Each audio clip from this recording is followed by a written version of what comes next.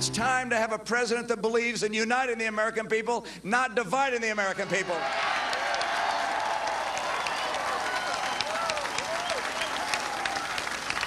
We'll soon be having a convention in Tampa, Florida. I'm told the weather may be a little iffy there. But we're going to be there. And we're not just going to talk about platitudes, not going to talk about small things. We're going to talk about these big challenges and how we're going to overcome them. Mitt Romney making his way down to Tampa to accept his party's nomination. Also had a bit of a zinger today for President Obama. I love being home in this place where Ann and I were raised, where both of us were born. Ann was born at Henry Ford Hospital. I was born at Harper Hospital. No one's ever asked to see my birth certificate. They know that this is the place that we were born and raised. That prompted a quick response from the Obama campaign. Ben LeBold sending out, quote, throughout his campaign, Governor Romney has embraced the most strident voices in his party instead of standing up to them. Governor Romney's decision to directly enlist himself in the birther movement should give pause to any rational voter across America. Of course, that's all about the president's birth certificate and being born in Hawaii. Let's bring in our panel. Steve Hayes, senior writer for the Weekly Standard, Charles Lane, opinion writer for the Washington Post, and syndicated columnist Charles Krauthammer. Okay, Steve, let's start there. Well, in the grand scheme of things, should Mitt Romney be making birther jokes? Probably not. But let me just say that I can't get very outraged about this. I mean, you've had the Obama campaign suggest that Mitt Romney was a felon. You had the super PAC suggest that his indifference led to the death of a woman. And then you had the Obama campaign flat out lie about it, and lie about it on more than one occasion. And you've had President Obama in recent days making Seamus the dog jokes. So I'm not going to get too excited about the Obama campaign saying we need to elevate the level of discourse. What about this trek to Tampa and the messaging as we get going? Is the campaign put out a statement saying that obviously Governor Romney believes the president was born in the United States and he was campaigning. It was basically a joke in Michigan. Yeah, I'm not surprised. Steve's not outraged. I found it a little bit more tasteless than that, and also an unforced error. Not a catastrophic unforced error, but just as you said, Brett, this is the time when you want to be building up to a nice crescendo at your convention, and here he kind of steps on his own message with what is sort of a kind of characteristically awkward Romney attempt at humor. He's done little glitches like that in the past.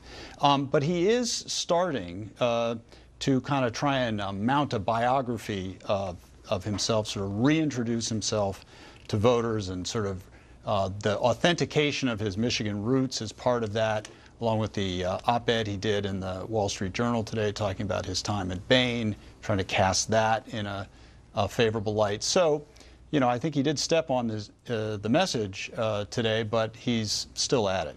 To Chuck's, go ahead. I don't think he stepped on anything. I mean, it wasn't an unforced error, it wasn't a forced error, it was an error. It wasn't an error at all, it was a joke.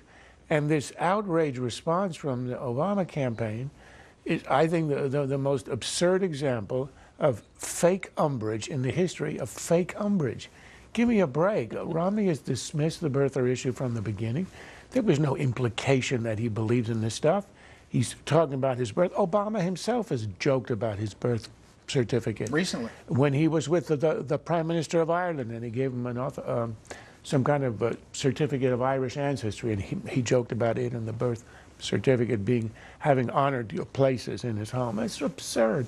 You know, and the press swallows it up. I think it's another example of what we heard the other night of the press. I think it was Chuck Todd who said that the press tends to follow the Obama campaign and what it wants to emphasize. This is a non-story of a non-story. Deficit and debt. Over this weekend and into the convention, Steve, we will likely see the $16 trillion mark for the national debt. Obviously a big issue in this campaign.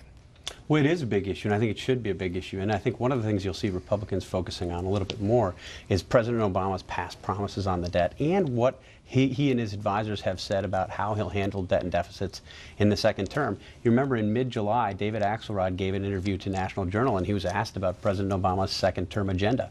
He listed 5 or 6 items that he said would be top priorities in the second term. He didn't once mention the national debt, deficits, getting control of spending. Not one mention. Is it a vulnerability, the fact that the president doesn't talk about entitlement reform, he doesn't talk about tackling the big issues that everyone knows that at some point the U.S. has to deal with? Well, if you believe the polls, this is the #2 issue for the public after generally the economy and jobs, and it's pretty far down below the economy and jobs. And I think it's not a negative for him because he's running a base-motivating election, and a lot of elements of his base, labor unions, public employees and so forth, are not in favor of a lot of spending cuts and so forth.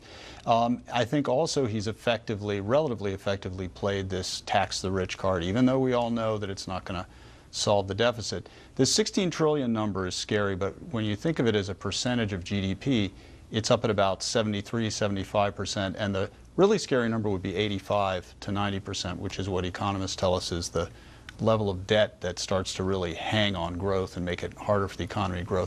We're getting dangerously close to that. I mean, you're heading towards Greek numbers of that percentage. When you're up to the 100%, that's essentially where they were. As we heard Alice Rivlin, who is the Clinton OMB director, say earlier in the show, when you're talking about this, it isn't a theoretical issue. You look at Europe, it's a real issue, so we know it's real. And I think that it is important for the Republicans to emphasize this. It is a very real issue. They know about what's happening in Europe, and they know they're on the precipice of catastrophe. We still have a little time. But here's the number, the real number, the one that affects your ability to borrow, is your publicly held debt, meaning the debt held by China and others, as a percentage of your economy. When Obama came into office, it was 45%. It's now 73, 72. That is a huge increase in one term. The absolute amount of debt went from 6.3 trillion in a quarter of a millennium of our history to 11.2. By next year, Obama will have doubled it.